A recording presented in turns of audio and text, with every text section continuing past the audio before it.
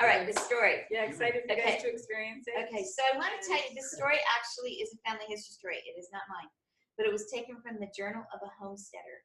And it is not Christmas for me until I've told this story. Merry Christmas. Thank you. But the thing that I think is so amazing to consider is, what if no one ever read this story? What if this family didn't know their story? Because it's, as you'll hear, it's the kind of thing that lingers forever. And it's changed the way I look at the world. And it's just one little story out of a collection of life's moments from one Idaho Homesteader's Journal from 1900. But it's changed the way I look at the location. It's changed the way I look at people. So here we go. Big setup. You're never supposed to set up a story like that in the performing world, but we won't talk about that. Okay, am I telling you or telling them? What do you prefer? All right. Okay. At first glance, you would know Carl was a trapper. His beard was full and graying. His eyes were crinkled from season after season of hard living in the outdoors. His clothing was worn and nondescript in its coloring. His hands were rough and chafed. Now, don't misunderstand. Carl was not a dirty man. He was just trail worn. What Carl lacked in appearance, he made up for in heart. They said a trade with Carl was a sure bet. A buyer never had to question if he had quality furs or hides.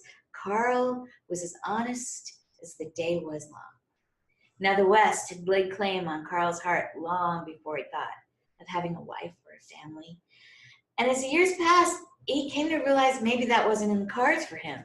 After all, what woman in her right mind would take up steady residence in the wilds of Idaho? So he just grew content doing what he did best, which was trapping and trading. Now Bess was a young woman, but she already had the book learning of someone much older than her. So by the time most girls her age were done with just finishing school, she was already teaching school. She loved children. She dreamed of the day she'd be a wife and a mother, but there weren't a lot of prospects lining up just yet. So she decided she'd be content teaching and loving the children of others. Now Bess's father was a fur and hide buyer. Year after year, he'd come home from his journeys to the West and fill Bess's head with images of the beauties he'd seen and the trappers he'd dealt with.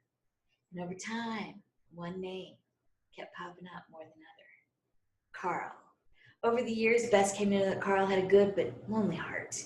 She knew if Carl said it'd be a certain way, it would be just so. She knew her father loved and trusted this man.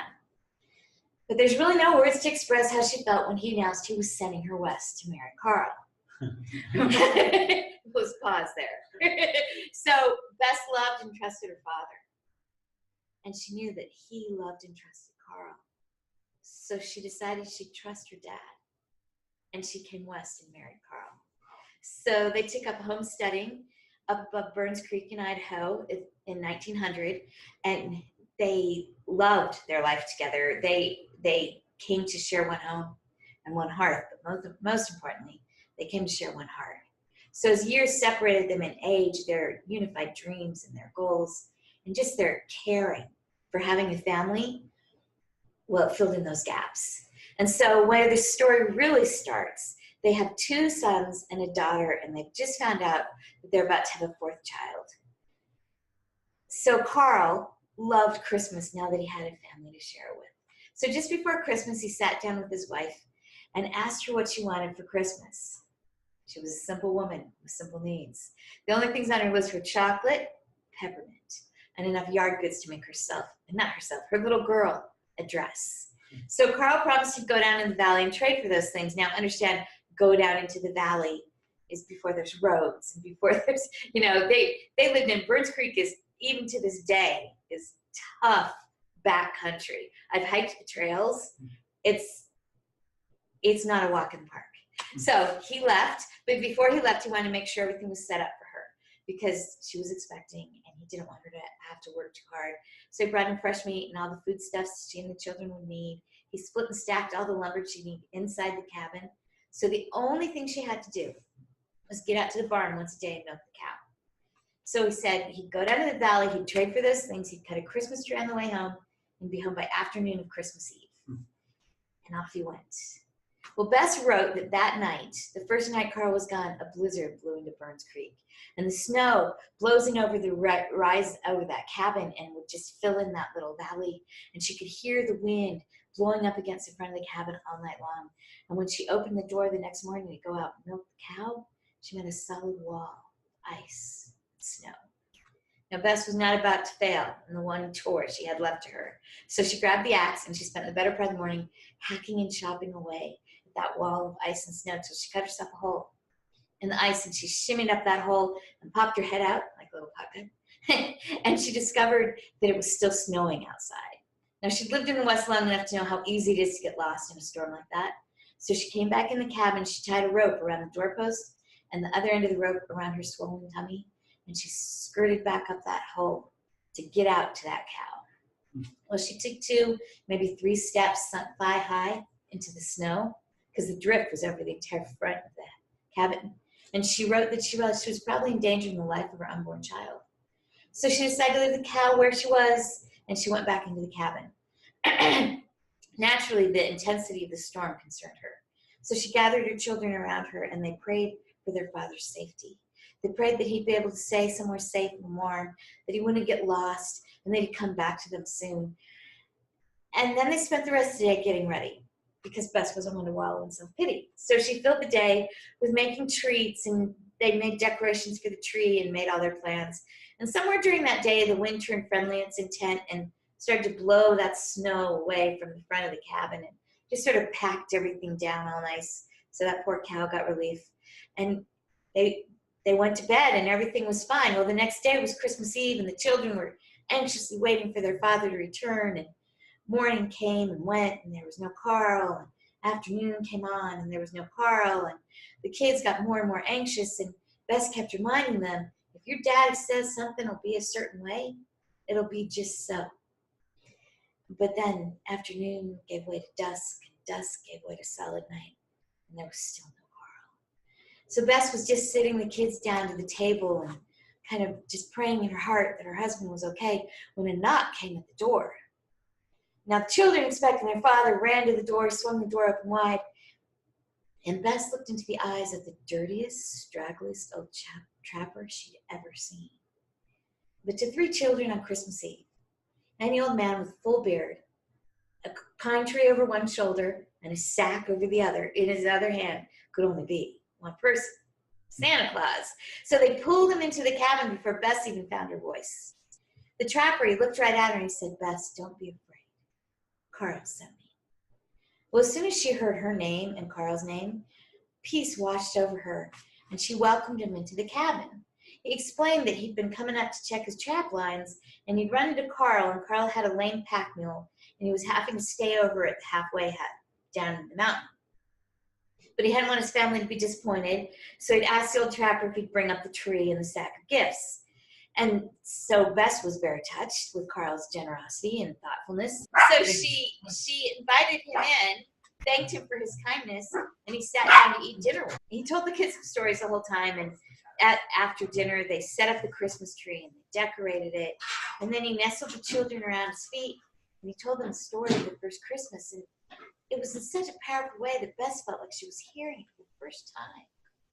Well, those children fell asleep at this trapper's feet, and one by one he picked them up and carried them in and put them into the bed that they shared. And Bess was so thankful for his kindness. And then when he came back out, he handed her the sack of gifts. And so she opened up the sack, and inside was chocolate and peppermint and enough yard goods to make herself as well as her little girl a dress. And Carl was an excellent wood carver, so he carved his daughter a little doll, and he carved his sons a team of horses and a sleigh. And the trapper, he helped Bess put all those things around the Christmas tree. And then he went to the door and asked if he could sleep in the barn. Well, Bess assured him, as she opened the door for him, that he could sleep in the barn and come back in for Christmas breakfast, and everything would be fine. And the trapper, well, they just stood there, kind of backlit by all those sparkling stars, and he looked at her with his gaping tooth smile, and he said, well, we'll just see what morning brings. And then he walked off into the dark. Well, the next morning dawned bright and clear, Christmas Day, like it does everywhere, and the children were squealing with delight, and Bess was thrilled with their excitement, and she forgot all about the trapper. until she heard Carl hollering Merry Christmas outside. And his voice was just echoing down that little valley, and the children went scampering across that packed snow and got to their father much sooner than Bess did, given her condition. So by the time she caught up with her little family, they were all standing around their father telling him about Santa Claus spending the night in the barn. Well, Bess wrote that the more the children talked, the more confused Carl looked, until finally he just kissed them on the forehead, shooed them back into the cabin, and turned to Bess and said, "Who's in the barn?" And she said, "What, Carl, the trapper that you sent on with the Christmas things. It was so nice of you to think of us. He slept in the barn." Well, the more Bess talked, the more confused Carl looked, until finally he reached out and he put his hands on her shoulders and he said, "Bess, I never made it to the valley. I never got those things. I got down as far as the halfway hut, and there was an old trapper that had fallen through the slush ice. Myself and another few young fellows, well, we pulled him out, but Bess, he was so bad off. Those young fellows, they wanted to rush home to their families. I knew I'd disappoint you. I knew the children would be sad. Bess, I couldn't let him die alone. So I took him in the halfway hut, and I made him as comfortable as I could. I stoked the fire, and then I held his hand as he passed. I told him all about you and the children. I told him how blessed I was to have a family. I told him about all the things I intended to get for you. But Bess, I'll say it again. I never made it to the valley. I never got those things. So, who's in the barn?" Bess wrote that the tears streamed down her face as she realized they would find no one in the barn. For whatever reason, perhaps it was the purity of their children's prayers. Perhaps it was Carl's selfless sacrifice on the holiest of nights. They would never know. But what they did know was that their family had been blessed by a visit from an angel disguised as a dirty old trapper.